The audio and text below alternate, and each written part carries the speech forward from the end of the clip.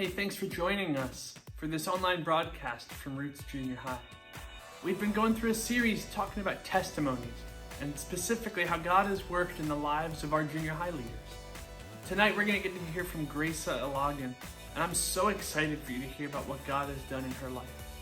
I moved here when Graca was just a freshman in high school, and since then she's graduated, she's joined the youth leadership team, and she'll be sharing with you tonight about how God has used that in her life. So I pray that God speaks to you through it, changes you through it, and uses this in your life today. Well, I'm Graca. If you don't know who I am, I just graduated high school and I'll be going to the JC for Culinary Arts. Let's see,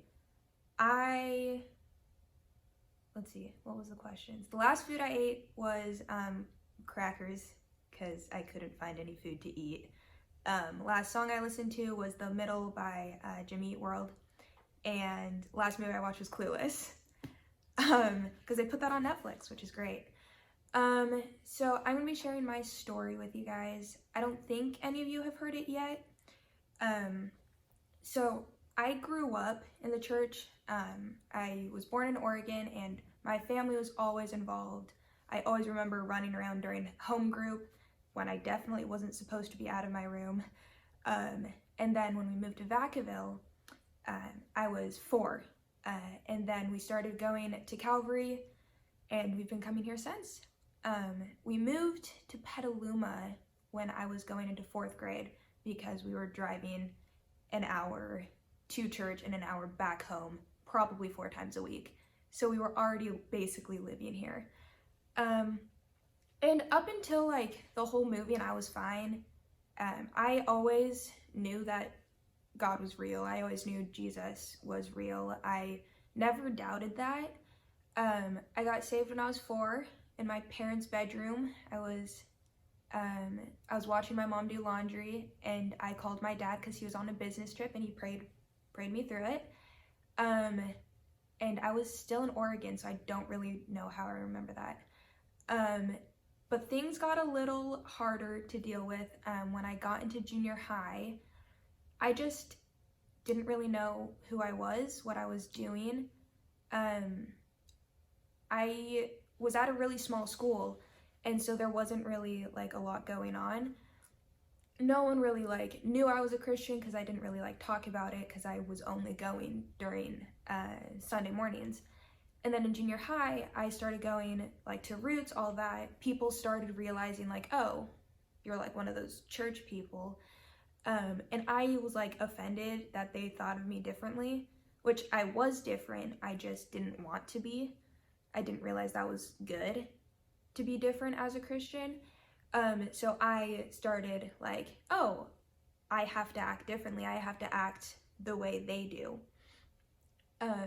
And then, so that kind of happened. I didn't really have any other struggles in junior high other than I was just like, oh, well, I guess I have to be different, but I didn't really notice that as a problem. Everything went very badly freshman year of high school. I got in a really like not good group of friends.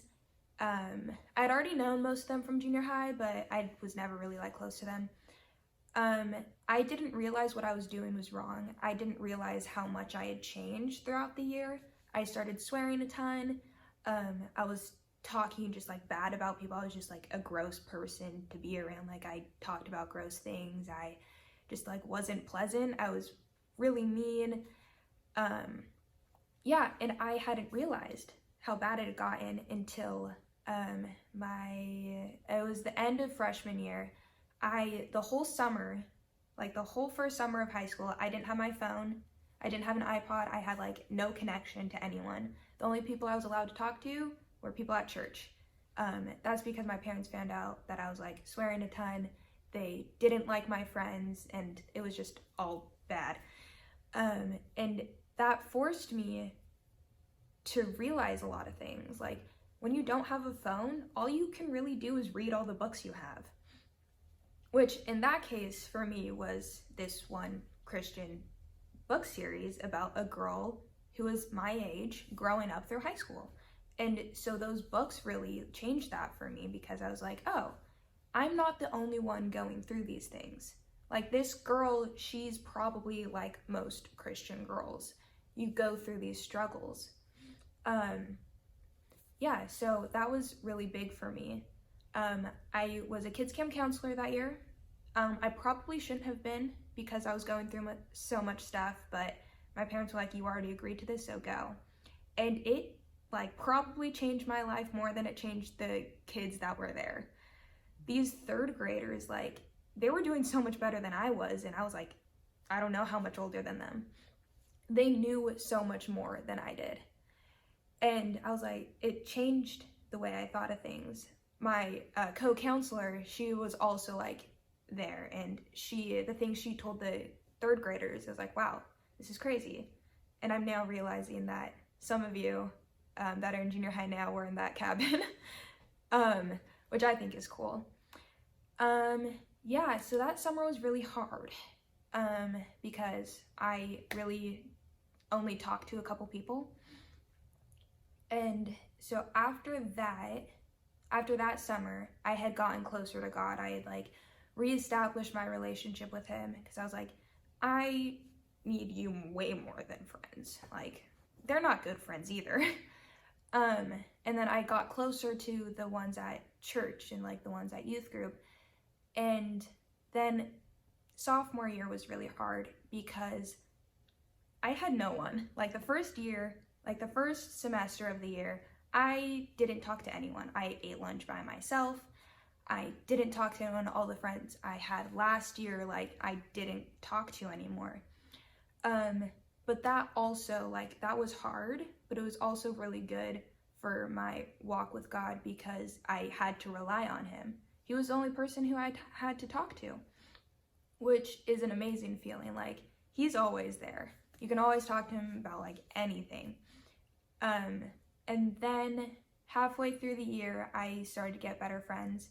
I reconnected with people at youth group. I got way closer to them.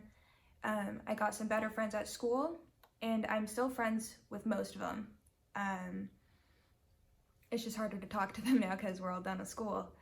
And then after that, it's just been a lot different. I've been closer to God.